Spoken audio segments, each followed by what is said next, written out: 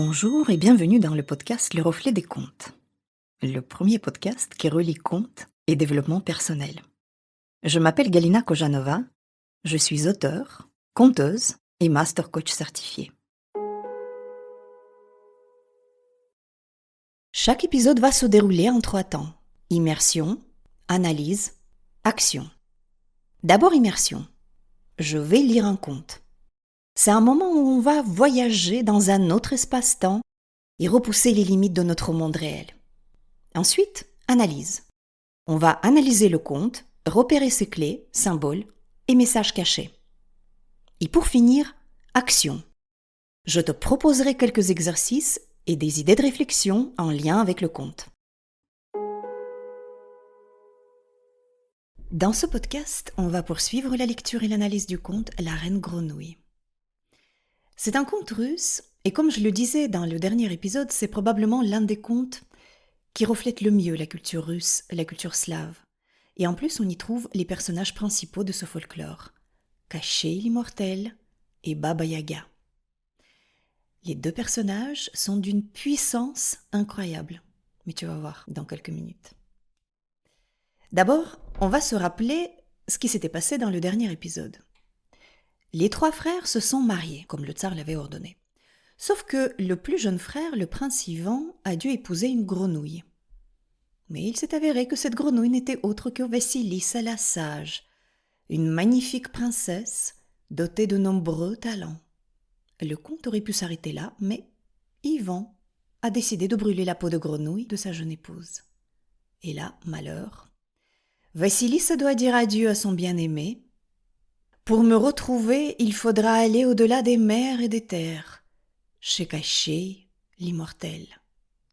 Tu es prêt pour la suite? Alors écoute.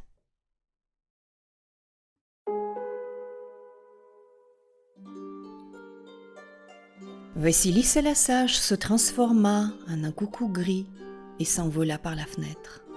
Le prince Ivan pleura longtemps. Puis il s'inclina vers le nord, l'occident, le sud et l'orient, et partit droit devant lui pour retrouver son épouse. Alla-t-il loin, bien loin ou très près? Marcha-t-il longtemps, bien longtemps ou un bref moment? Ses bottes étaient toutes usées, sa tunique déchirée, sa toque rongée par les pluies. Il rencontra alors un petit vieux. « Bonjour, brave jeune homme, que cherches-tu et où vas-tu ?» Le prince Ivan lui raconta ses malheurs.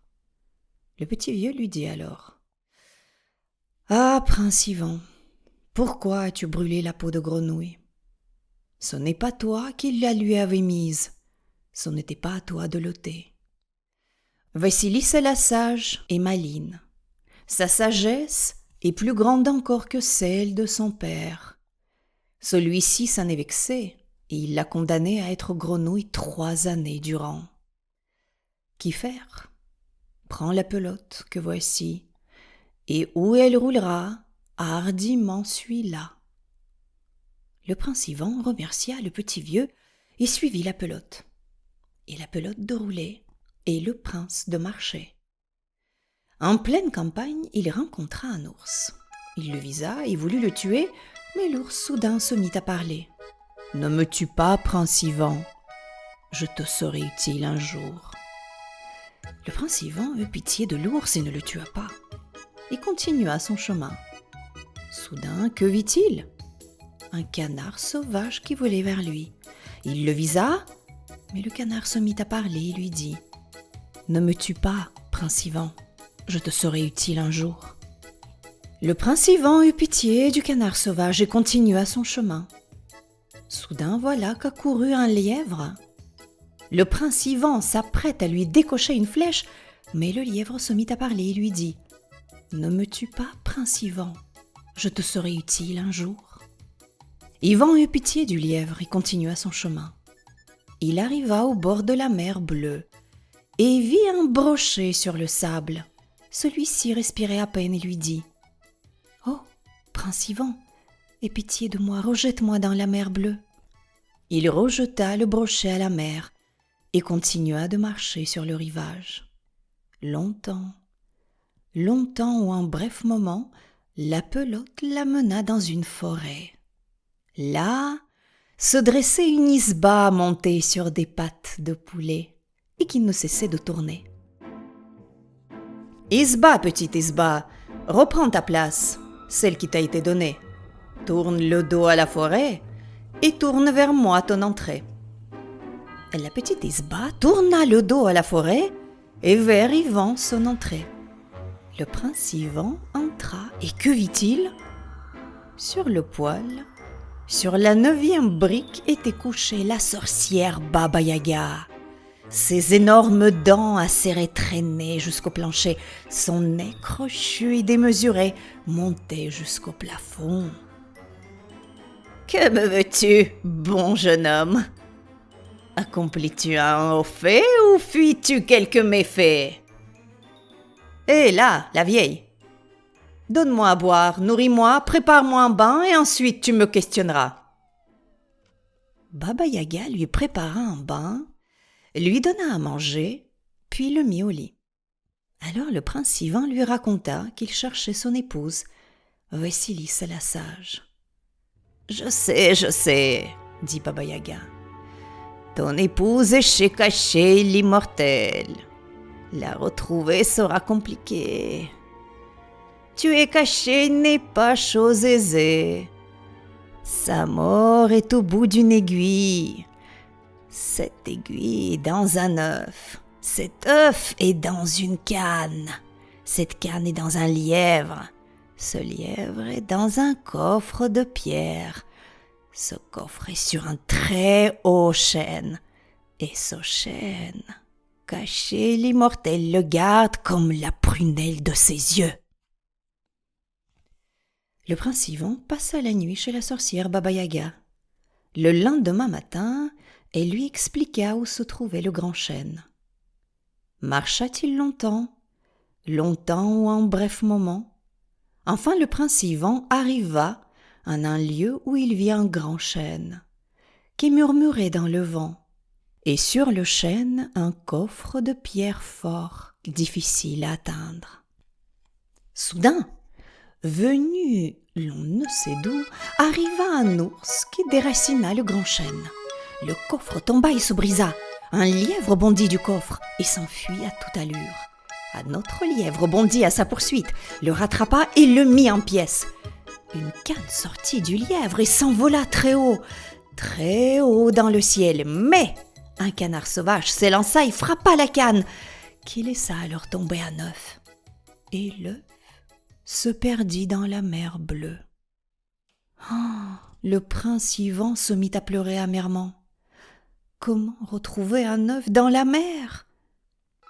Mais un brochet s'approchait du rivage, l'œuf entre les dents. Le prince Yvan cassa l'œuf et en sortit l'aiguille dont il brisa la pointe. Il la brisa et Caché l'immortel se démena et se débattit. Il eut beau se démener, le prince Yvan parvint à ses fins. Ainsi mourut Caché. Le prince Yvan pénétra dans le palais blanc de Caché. Vasilissa la sage accourut vers lui et l'embrassa. Le prince Yvan et Vasilissa la sage s'en revinrent chez eux, où ils vécurent longtemps et furent très heureux.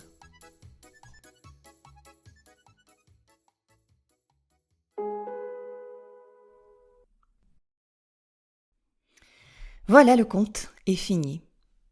Avant de rentrer dans le vif du sujet, regardons déjà de plus près l'atmosphère dans cette partie du conte, ou plutôt, ressentons-la. Tout est gris, sans vie, sans étincelle, comme la cendre qui est restée de la peau de grenouille brûlée par le prince Yvan. La magie est rompue. Vasilissa la sage, elle aussi, perd son éclat et se transforme en oiseau gris. L'oiseau est un coucou.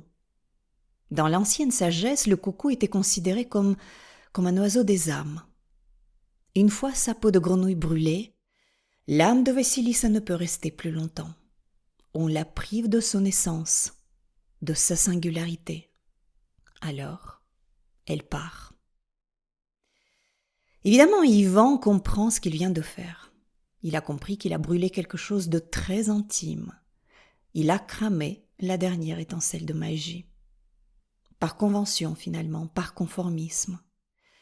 Parce que voilà, la peau de grenouille, ça ne se fait pas. Alors on s'en débarrasse au plus vite en cachette, sans en parler à l'autre en plus. C'est une très grave erreur, il va falloir la réparer. Et c'est ce que Yvan va faire. Il part à la recherche de sa femme. Autrement dit, il part à la recherche de son âme. En fait, en chemin, il va apprendre quelque chose de totalement inattendu, que Vassilissa est la fille de ce fameux Koschei l'immortel. Et qu'elle était condamnée par son propre père parce qu'il l'a vue plus brillante et plus sage que lui-même. Jalousie paternelle. Ça existe, malheureusement. Alors voilà, on va faire que l'élève ne dépasse jamais le maître. On va jeter un sort sur cette fille trop talentueuse. Comme ça, on va rester le maître, on va garder le contrôle. C'est comme ça que réfléchit Koschei, l'immortel en tout cas. Regardons ce personnage d'un peu plus près. Qui se Koschei ? Déjà, c'est un mage noir, un vieillard comme ça qui a des pouvoirs surnaturels. Il s'apparente souvent, toujours dans les contes russes, à un cadavre vivant, un mort vivant qui n'est pas complètement vivant ni complètement mort en fait. Il fait littéralement vibrer ses os. En fait, le mot Koschei vient du mot kost qui signifie l'os. On le voit comme ça, un squelette. Et évidemment, c'est le personnage le plus négatif du folklore russe. Pourquoi ? Parce que les autres personnages maléfiques, mages, magiciennes, peuvent avoir en eux une once de bonté, de temps en autre, et surtout de sagesse, comme Baba Yaga par exemple. On va le voir tout à l'heure. Mais alors pas Koschei. Lui, il incarne le côté maléfique et destructeur à 100%. Dans ce conte, il représente l'ombre absolue d'un père normatif. Dans la première partie du conte, on avait le tsar qui était le père normatif, mais celui-là était gentil. Ici, c'est autre chose. Par le père normatif, j'entends plusieurs choses. Un vrai père peut-être, un manager, un mari, une structure, une matrice enfermante, et aussi et surtout notre propre capacité à nous enfermer dans des schémas de conformisme, de contrôle et de jugement. La matrice, le système, contrôle s'il y a conformité aux règles et va nous juger par rapport à ça.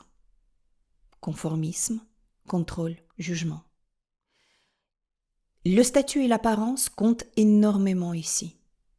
Et j'ai envie de citer une phrase de Anthony Hopkins que j'ai lue récemment. Alors il disait « Nous vivons dans un monde où les funérailles sont plus importantes que les défunts. Le mariage est plus important que l'amour. L'apparence est plus importante que l'âme. Nous vivons dans une culture de l'emballage qui méprise le contenu. » Le conte ne laisse aucun doute sur le fait que ces schémas du conformisme, ou ces matrices, ou ces êtres contrôlants et suppressifs, si on a des gens comme ça dans notre entourage, eh bien c'est mortifère. Ça nous sert comme dans un étau. Ça nous empêche de respirer à plein poumon et ça nous broie. Si notre esprit tourne dans ce mode-là, à l'intérieur de cette matrice, autrement dit en mode survie, eh bien c'est mortifère. Cette matrice qui nous impose des règles de ce qui se fait et de ce qui ne se fait pas, et nous contrôle. Cette matrice qui nous juge par rapport à ces règles parce qu'il faut s'y conformer. Cette matrice qui nous fait croire que la seule voie possible est celle du statut social, de l'efficience, de la rationalité. Mais il n'y a pas une once d'humanité là-dedans. Tout ça, c'est Koschei. D'ailleurs, ce personnage de Koschei a joué un rôle assez décisif dans ma vie. C'était en novembre 2006, je m'en souviens encore, très très bien. J'avais 30 ans, j'étais au bureau, crispée comme ça devant mon Excel qui était truffé d'erreurs et de bugs que j'avais générés. Il était tard, il faisait déjà nuit, et j'étais toute seule sur le plateau. Personne ne m'attendait à la maison en plus. Et en fait, c'était un soir normal de ma vie de jeune femme de 30 ans, qui n'avait qu'une obsession à cette époque-là, c'est réussir sa carrière et au plus vite en plus. Par conformisme, justement. Dans l'esprit de compétition, peut-être. Soudain, je me suis vue en Koschei. tu vois, en train de me contracter comme ça de toutes mes forces. J'étais se cacher, en fait. Me contracter pour parvenir à un truc, finalement, qui n'allait pas me rendre heureuse. C'était comme un flash. C'était vraiment soudain et incroyable. Et là, quelque chose a cliqué. Je me suis sentie tout à coup, peut-être un peu libérée, mais en tout cas apaisée, pour la première fois depuis très longtemps. Tu vois, comme si l'étreinte de se cacher, justement, venait de se desserrer sur moi. Et en fait, je dirais que grâce à cette image, j'ai pu enfin prendre conscience de ce que j'étais en train de vivre. Et surtout, qui j'étais en train de devenir. Parce que ce que j'ai oublié de te dire, c'est que dans cette attitude un peu permanente, crispée, nerveuse et désagréable, je pense que je me suis créé pas mal de conflits au travail. Je ne sais pas s'il y avait encore une personne dans le service qui voulait travailler avec moi. Et à partir de là, de cette prise de conscience, en fait, j'étais capable de réfléchir calmement et avec clarté. Tu vois, c'est ça le pouvoir d'une image. Ça peut provoquer juste en un seul déclic une énorme prise de conscience. Et finalement, là, on peut dire que Caché a eu plutôt une action positive sur moi, alors que tout à l'heure, je disais qu'il est 100% maléfique. Même très positive. Le pouvoir d'une image. Mais revenons au conte. Il faut donc sortir Vassilissa de la prison de ce Caché. Autrement dit, il faut vraiment libérer notre âme de toutes ces entraves de conformisme pour revenir à la vie. Et c'est ce que Yvan va faire. Seulement voilà, on n'y va pas comme ça, fleur au fusil. Juste l'amour pour Vassilissa, ça va pas suffire. Il faut s'armer un peu. Là, il faut de la connaissance, et pas n'importe laquelle, une connaissance ancienne. Donc, Yvan va aller tout droit chez Baba Yaga, un autre personnage très connu du folklore russe, slave. Baba Yaga, évidemment, c'est pas un enfant de cœur, ça, je pense qu'on le comprend. Et elle est aussi, par contre, dotée de pouvoirs magiques. Très puissant pouvoir, elle peut aussi bien détruire que donner la vie. Clarissa Pinkola Estés, dans son livre Femmes qui courent avec les loups, appelle Baba Yaga Kesabe, celle qui sait. Et oui, Baba Yaga, elle sait tout, elle voit tout, elle comprend tout. Elle porte en elle une ancienne sagesse et peut s'en servir pour aider comme pour punir. Elle n'est pas tendre et elle n'est pas gentille. Dans les contes russes, on ne plaisante pas du tout avec Baba Yaga.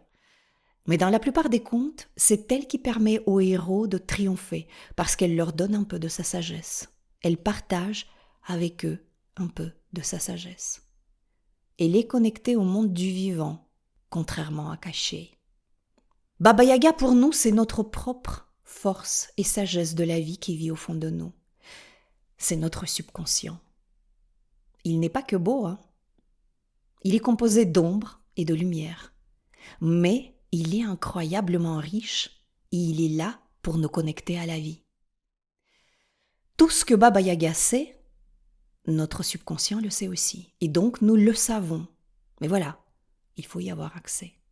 Déjà, pour commencer, il faut accepter d'aller voir. Autrement, on restera toujours sous l'emprise de Caché, en mode survie.